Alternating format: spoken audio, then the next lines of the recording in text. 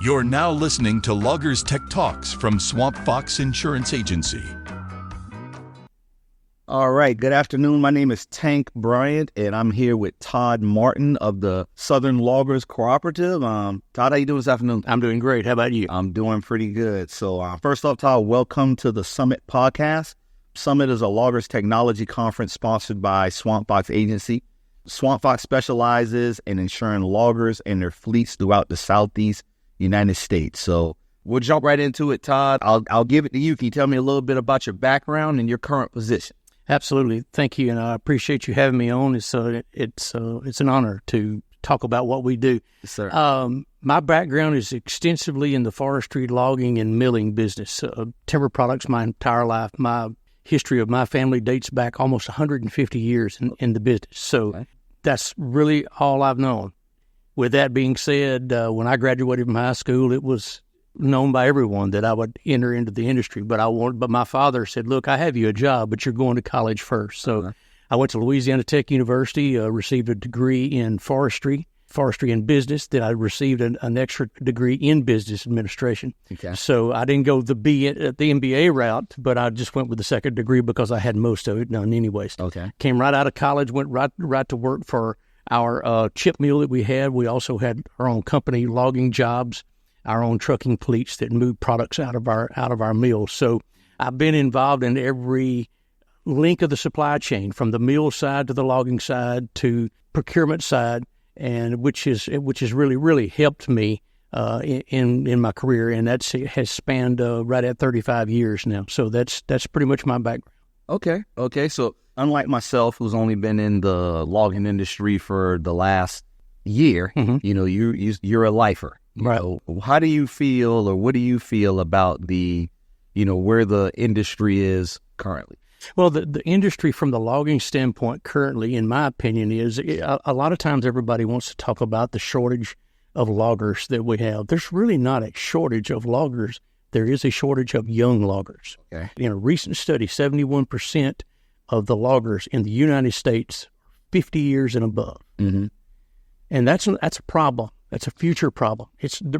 Right now, there's not a problem with the number of loggers, but down the road there is, because we only have 9% that are under the age of 40, and we have that 71% that are above 50, and then there's that other 20% in between 41 and 50. So our workforce, our logging force is aging, and nothing is inspiring those younger guys to want to invest $2.5–3 million and work 6 and 7 days a week, 12 and 14 hours a day to pay their notes. Absolutely. I mean, what do you think do you have an idea? What do you think the solution is? I mean, I've heard a lot of people talk about it, and I've been to enough of these conferences to kind of understand the lay of the land and kind of what's going on. But, and I've heard a lot of different opinions, so I'm sure there's no right, wrong answer. But what do you think is something that could help out with that? Well, first, and it doesn't matter what business you're in, money draws people. Absolutely. So if the workforce has a better opportunity to make money, they'll come. It's kind of like Field of Dreams, build it and they'll come. If you make it profitable for them, and I believe that loggers have done everything on their end to make it profitable. Companies like Swamp Fox, companies like the Southern Loggers Cooperative are doing our share to help make them profitable. But at the end of the day, the money's got to come down the pipe for the payment of what they do. You can only be so efficient, and then the money has to come. But we got to do more in also attracting these younger folks to the business, not from just a money standpoint, but exactly what's been talked about here in this summit, the technology side of it. That's the thing that's going to appeal to the younger generation of loggers. The autonomous trucks. That's the first time I've said on any of those topics being discussed directly. I know that when we go out to California in the first week in October for the American Loggers Council annual meeting, we're going to be looking at some autonomous logging equipment where people are going to actually be running those from a remote site. Okay. So that's going to be interesting. I think things like that, the technology-driven world that we're in, is going to be another thing that's going to have to be capitalized on to draw younger people in. If we don't draw those younger people in, the loggers are going away. They're dying, and nobody's taking their place. I know a logger in Louisiana that he had two logging jobs. They were a family-owned logging job, two of them. He had 2 young sons. He was ready to retire. He had 2 young sons that said, hey, you take this logging job, you take this one. Everything's paid for. It's yours. Mm-hmm. Get after it. They said, thank you, but no thanks. We're going to the oil field.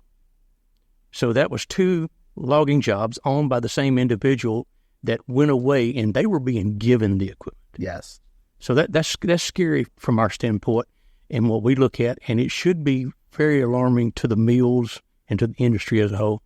Okay. All right. Well, so can you tell us a little bit about the co-op? Yeah, the co-op was formed in 2004 by a group of us individuals right there in my hometown of Winfield, Louisiana. It was 9 individuals that invested in the first station, and it was about 15 or 20 of us that decided to form the co-op. Our idea was at that time was, hey, we have to save some money on our fuel some way. The best way to do that is to buy in larger quantities. So we lumped our resources together and said, hey, we're going to buy this together so we can go out there and it'll be more appealing to somebody to sell us a big volume that they know they can count on and sell it to us at a cheaper price. Mm-hmm. Well, it worked fantastically. And we were able to pay off that first station in just a couple of years. Well, the word gets out what we did there. And they said, hey, why don't you come do one over in Mansfield, Louisiana? So we decided to bounce over there and do one, and then the ball starts rolling. We're in DeRidder, then we're in Alabama, and now here we're at 37 stations across the southeast mostly, with one of them being all the way up in Chillicothe, Ohio. Okay. That was not our goal. Our goal was for us to save money for our own logging jobs, but it was kind of like the snowball, the old cliche of the snowball rolling down the hill. Once it got started, we couldn't stop it, and we really didn't want to. It was helping too many people. Okay. And what exactly makes you different than, your competitor? Well, what we do is in this, if you have a true cooperative, and there's a lot of cooperatives out there by name that are not true cooperatives. 1, you have to restrict who can be your members. Okay. 2, to be a true cooperative, you have to pay 100% of your net profit each year back to your members, or you pay taxes on them. Mm-hmm. We didn't want to do that, so we elected to send back 100% of our net profit every year to our members. So those are the 2 main things that separate a true cooperative like ours from the rest that are calling themselves cooperatives. With those, somebody's making a lot of money within the co-op. With ours, it's our members that are making the money. They're saving the money at the pump, and they're making it back in dividends, patronage dividends as well. Ours is unique also in the fact that we don't play the markets on the pricing of our products, which is mainly fuel, diesel fuel. It's set in stone how we price our fuel, and it doesn't matter what the market's doing. And that market moves daily. It moves hourly, sometimes in big, huge sweeps. That gives our competitors like truck stops, other so-called cooperatives, the opportunity to play that market and make a whole lot more money off of their customers. It's business. I don't have a problem with that. I mean, it's business. I'm a capitalist. But that's not the way we're set up.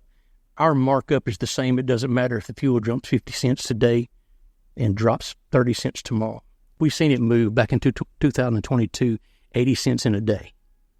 Just the diesel fuel price. And we could have tripled our markup and still saved them, our members, 30 cents a gallon. Mm-hmm. But we kept it right where it was, and we saved sometimes 75 cents per gallon. Our membership is cheap. It's $100 one time, and you're a lifetime member. You don't pay that monthly, yearly. It's $100 one time, and until you call us and tell us you no longer need your membership, you're a member for the rest of your life. Okay. Well, listening to you explain how that works, I don't know why one would not want to be a part of the co-op, but that's what we're here for, to get the word out, and that's why we have you on the... And I can speak to that if absolutely. you'd like. Tell me why someone wouldn't want to do it. Number one is, and I get this, loggers have a tendency to be loyal and beholden to the people that have helped them for years. I totally get that. And that's why we don't go into an area and try to push out the local jobbers who've been furnishing them fuel for years. Some of those guys are just loyal to them because they've been buying from them for years. I totally get that. I totally respect that. I love it when somebody's loyal that way.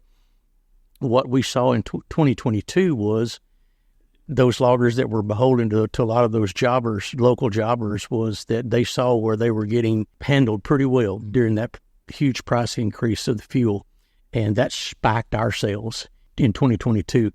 Another reason why not everybody is a member of ours is the way we work ours, everybody gets as many fuel cards as they need. If they got 10 trucks, they get 10 fuel cards, which are basically a membership card. Mm-hmm. Each one of those cards are specific PIN number. That driver goes into our stations. Our stations are unmanned. We don't have anybody at our stations. They slide that fuel card, put their PIN number in, get their fuel, and leave. We invoice them on Monday for what they purchased from us the week prior, and that following Friday we draft it out of their checking account. Okay. It's all ACH. We don't receive a check payment for any of it. Now, we do take credit cards, not at our stations, but they can call on a weekly basis and pay. I'm paying for my fuel bill with a credit card. So another thing that, alluding to that, the reason why is we have to have strict guidelines on the financial side of a business. We run a credit report. The way we price at such a small markup, we can't afford to be a bank. And I know that some of the local jobbers will let them go out 30, 60, 90 days. That's another thing that's appealing to some loggers. Mm-hmm. Their local jobber will do that. We simply cannot do that. That helps us to be able to keep our efficiency and our bad debt down. For example, in 2022, when everything went crazy, we had $250 million in sales. We wrote off $120,000 in bad debt on $250 million in sales. That's the way we can continue to furnish the lowest cost fuel to our members that we possibly can. Plus, we're going to fuel brokers and saying, hey, we want to buy 60 million gallons from you. That's roughly, we're doing anywhere from 55 to 60 million gallons a year. And when you go to somebody and say, I want to buy this much, that gets their attention, and it really gives you the lowest possible price that you can get. Okay. Well, I appreciate you explaining exactly how the co-op works and how kind of what you do with the Southern Loggers Co-op. I guess last question before we get out of here. I mean, we've been at the summit. We're kind of wrapping it up here on the back end of it now. I mean, what have you enjoyed about the summit this year? I've really enjoyed there being so much about future technology, what's down the road. Mm-hmm. A lot of this seems so far-fetched right now, especially in our application in the logging industry, because, for example, with the autonomous trucks that they talked about, we're going down roads that are not on any map. Mm-hmm. We're going down roads that we may have built yesterday to get into a track. So that is a hurdle that they're going to have to cross. But I look at it like this. I can pull out my cell phone right here. When I come out of college and started in the business, somebody could have told me that we would have had basically holding a computer in our hand that is also a phone. These are not telephones. This is a computer that we can also call somebody with. Absolutely.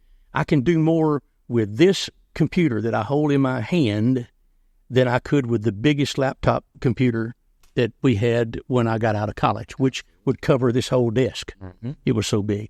I mean, the School of Forestry at Louisiana Tech, when I graduated, had 5 computers. Now everybody has a computer in their home, in their classroom, in their dormitory in college. It's in their body. So I get it right. So you can't sit there and say, no, that's too far-fetched. It's not going to happen. Mm-hmm. That's not as far-fetched as what this was 25 years ago.